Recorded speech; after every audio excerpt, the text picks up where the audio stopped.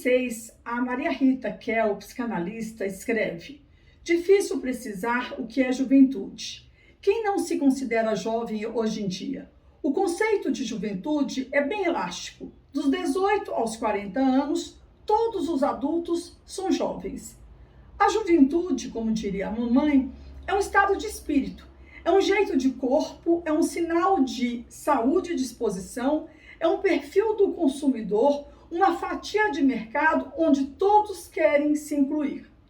A autora acrescenta que passamos de uma longa juventude direto para a velhice, deixando vazio o lugar que deveria ser ocupado pelo adulto. Esse é o assunto do vídeo de hoje. Fique comigo, assista o vídeo, curta, comente e compartilhe, para que possamos ajudar muitas famílias e muitas crianças.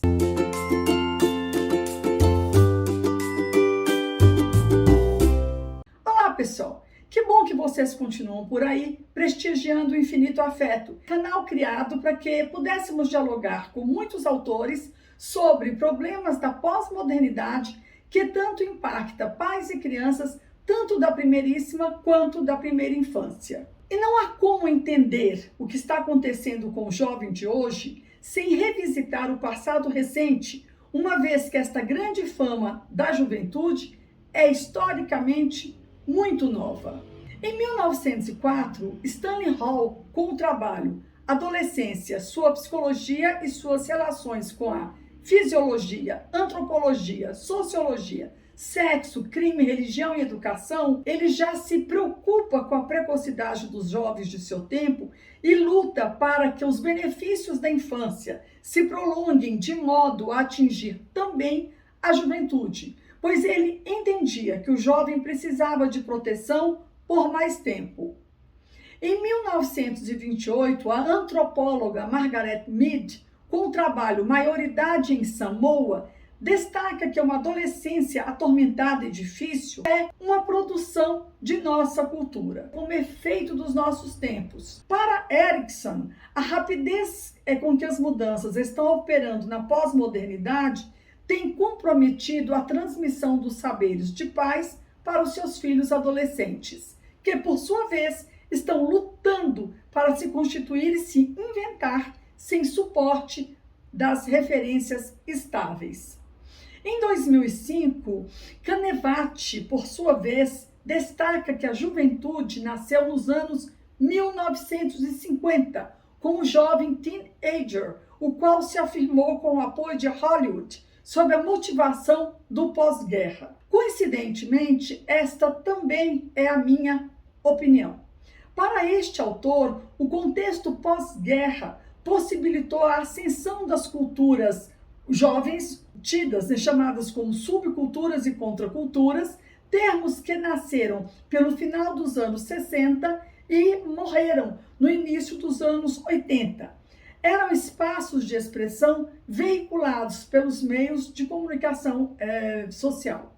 Segundo Canevati, antes de se falar em cultura, ser contra significava que era preciso ser antagonista e opositor ao poder, e a cultura intelectual dominante à época, que era representada pela filosofia, pela religião e pela arte. Entretanto, Canevati assinala que esse modelo da contracultura atualmente não funciona mais. Hoje, as culturas jovens partem da premissa de que a cultura dominante diluiu-se, fragmentou-se numa série de poderes em competição entre si. Hoje falamos em culturas extremas. Na contramão do discurso científico, o jovem adota a metodologia do gozo da diferença, a qual lhe permite frequentar interzonas urbanas e estabelecer um fluxo de comunicação direto com os sujeitos, jamais com os objetos. E é através da rave, do piercing, da techno, do tattoo, do bodyscape, do cut-up, do cyberspace, do fanzine e do video art, porque essa cultura líquida ocupa todos os espaços das cidades.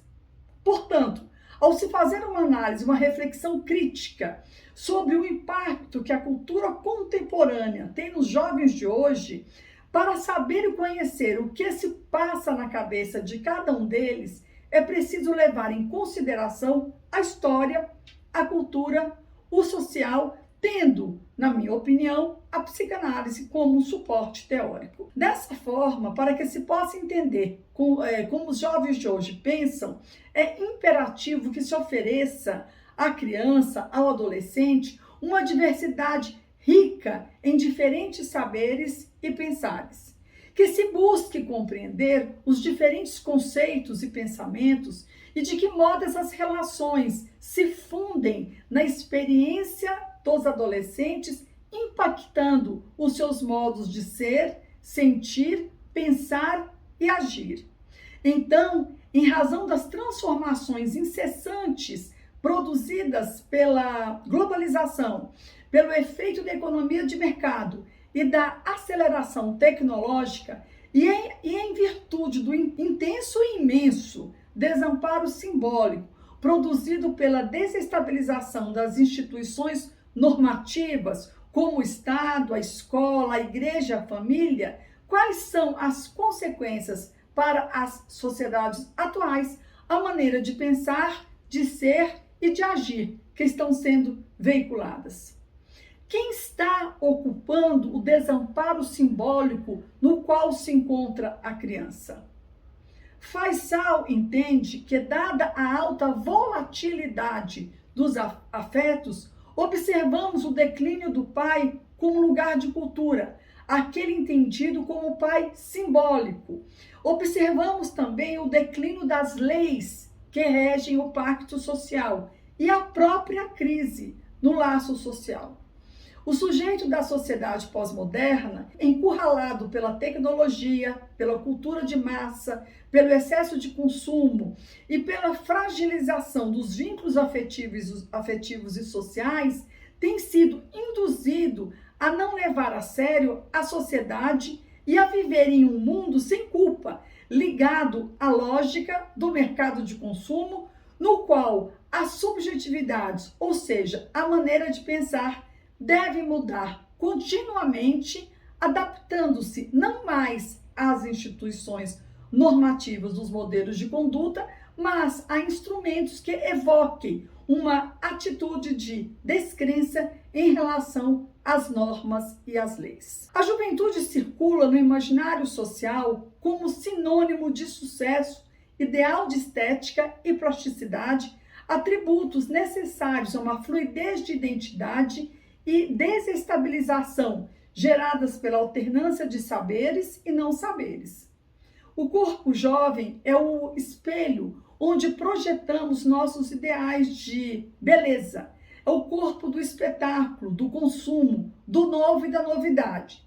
Ser jovem virou um imperativo categórico neste cenário de imagens variáveis e adulteradas. Assis, em 2012, fala que a adolescência e a juventude são metáforas da cultura, quer de uma cultura extrema, criativa, sempre em renovação, quer com uma cultura de violência e transgressão, ou como apenas um clichê publicitário.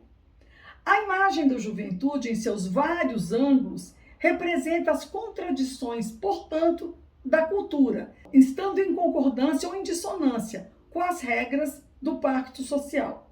Portanto, o ser jovem representa o retrato de uma cultura que se encontra em profunda crise de legitimação. Na atualidade, constatamos que as condições de provisão de cuidados, autoridade e limites na vida dos mais jovens se encontram dificultadas de forma dramática, em razão dos pais passarem cada vez mais tempo fora de casa. Entretanto, os pais, esses adultos que seriam o suporte da autoridade e das leis que regem o pacto social, também se veem fragilizados em suas possibilidades de exercer o lugar de pai e mãe. Para Birman, em 2016, o marco inicial de transformações antropológicas sem precedentes se deu com o surgimento da pílula anticoncepcional nos anos 60, impactando na desconstrução social da família nuclear burguesa e abrindo caminho para a desestabilização das funções materna e paterna. As mães saíram do papel restrito à maternidade, passaram a trabalhar fora em condição de igualdade com os homens, resistindo a ser confinadas à exclusiva condição de mãe de Sua Majestade, o bebê, tal como foi descrito no discurso freudiano. Diante disso, a estrutura dos papéis familiares se modificou e o regime do patriarcado passou a ser desconstruído de maneira radical, conforme salienta Berman em 2016, apontando para a drástica desordenação das funções parentais no interior das famílias ocidentais. No encalço das conquistas sociais realizadas pelas mulheres estão as crianças e adolescentes que se deparam com o esvaziamento da presença de ambos os pais nos lares, foram lançadas em desamparo, desacompanhadas, inclusive, do olhar que nutre de substância simbólica suas subjetividades em construção. São os pais e educadores que, com sua presença atenta, ensinam que a realidade não está aí para produzir objetos de satisfação sempre que se deseja. Mas, sem escola e sem ter com quem ficar em casa, ficam pelas ruas. Diante disso, é fácil ver como cresceu o número de crianças que participa de pequenos furtos em condomínios murados e fechados das camadas sociais médias e altas. O garoto que se deixa seduzir e furta algo que não é dele é alguém que não acredita mais nas promessas daquele pai da infância, os quais, impelidos pela sociedade de consumo, carregam e depositam nos filhos a ilusão do coelho da Páscoa carregando uma cesta de chocolates ou do Papai Noel com um enorme saco de presentes para crianças que se comportaram bem durante o ano. No entanto, o que essa criança vê é um mundo repleto de novidades tecnológicas aquém de suas possibilidades de consumo, consumo esse que permeia toda a sociedade, mas que é interditado a ela. Assim sendo, ela não consegue atender o seu desejo consumista e a falta de respostas para perguntas como por que ele pode ter e eu não, também não lhe permite escrever sua busca do reconhecimento simbólico do outro, expressado sob a forma da posse de objetos que sinalizam, além do status, a condição de existir, como se dissesse: sem tablet, celular ou tênis do momento, eu não existo. Com um tablet, celular ou tênis do momento, eu existo. É atrás desse reconhecimento que a criança está. Diante disso, o entendimento que esse adolescente, que essa criança tem, é sobre a ética. É um entendimento ético.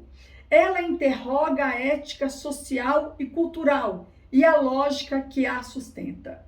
E sem respostas, ela se encontra só e sem referências. Portanto, para que se possa entender como os jovens de hoje pensam, é imperativo que se busque compreender os diferentes modos de pensar e de que modo as relações permeadas pelos diferentes jeitos de pensar e de ser se fundem e confundem os adolescentes, impactando, por sua vez, seus modos de ser, sentir, pensar e agir. Os pais precisam estar presentes o máximo que lhes for possível, para que seus filhos consigam recompor a sensação de segurança que eles perdem na ausência deles. Como salienta Racial, isso em 2012, a contemporaneidade encontra-se acompanhada de uma crise do laço social, contexto em que as crianças e os adolescentes são as principais vítimas. Para esse autor, a criança ou o adolescente precisam estar cientes das referências daquilo que pode ou não fazer, se quiser sentir-se livre e ser capaz de brincar, criar e inventar. No começo, ela tem necessidade de viver num ciclo de amor e força, com a consequente tolerância do entorno familiar em relação aos seus impulsos, sejam eles de amor, ódio ou destruição.